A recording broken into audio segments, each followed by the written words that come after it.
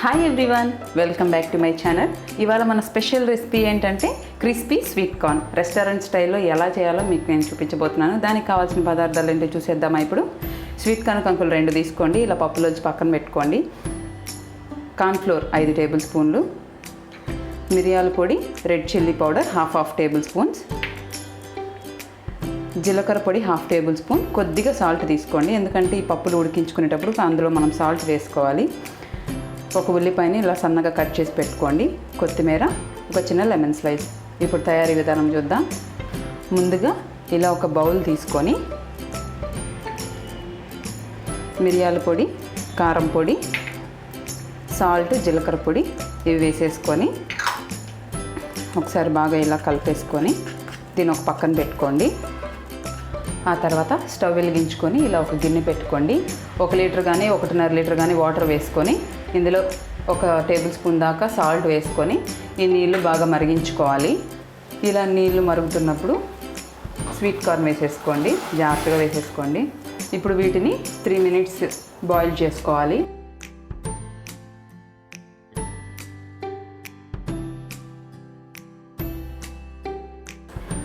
మూడు నిమిషాలు అయిందండి.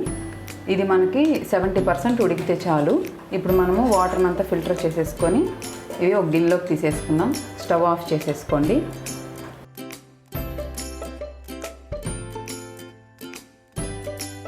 ఇలా తీసుకొనేసిన తర్వాత వెంటనే చల్లటి నీళ్ళు వేసేసుకోండి. ఇందులో ఇలా వేసేసుకొని ఒకసారి మళ్ళీ అలా కలిపేసుకొని మళ్ళీ వీటిని ఫిల్టర్ చేసేసుకోవాలి.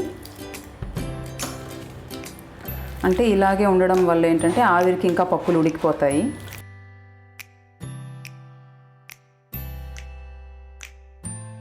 ఇప్పుడు ఇందులో కార్న్ఫ్లోర్ వేసేసుకోండి.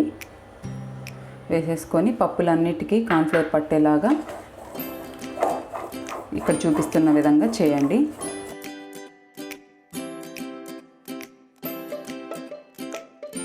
చూడండి, ఇలా చేసుకొని ఒక పక్కన పెట్టుకోండి. ఆ తర్వాత స్టవ్ వెలిగించుకొని ఇలా ఒక బాండల్ పెట్టుకొని డీప్ ఫ్రైకి సరిపడా ఆయిల్ వేసుకోండి.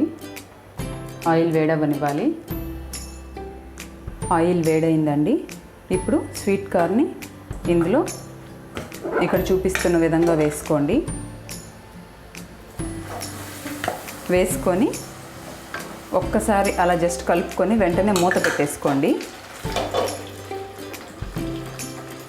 మళ్ళీ చెప్తున్నాను చూడండి, మూత ఇలా అడ్డం పెట్టుకొనే వీటిని పక్కకు కూడా తీసుకోండి, లేదనంటే నూనె పైన పడుతుంది. చాలా జాగ్రత్తగా ఉండండి. చూడండి, అన్నీ ఇలాగా క్రిస్పీగా వచ్చేంత వరకు వేయించుకొని ఇలా బౌల్లో తీసుకొని పక్కన పెట్టుకోండి. ఇవి వేసినప్పటి నుంచి మూత మన వైపు కాకుండా అవతల వైపు కొద్దిగా ఓపెన్ ఉండేటట్టు పెట్టుకొని పూర్తిగా క్రిస్పీగా అయ్యేంత వరకు మూత అయితే తీయొద్దు. అవి మనకి పాప్కార్న్ ఎగురుతాయి కదండి, మనం పాప్కార్న్ వేయించుకునేటప్పుడు సేమ్ యాస్టీస్ ఇవి కూడా అలాగే పగులుతాయి, చాలా డేంజర్. సో నేను చెప్పిన విధంగా జాగ్రత్తలు తీసుకొని ఇవి వేయించుకోండి. ఆ తర్వాత ఇందులో ఆనియన్, కొత్తిమీర వేసేసుకోండి. అలాగే లెమన్ కూడా వేసేసుకోండి. ఒకసారి వీటన్నిటిని బాగా మిక్స్ చేసుకోండి.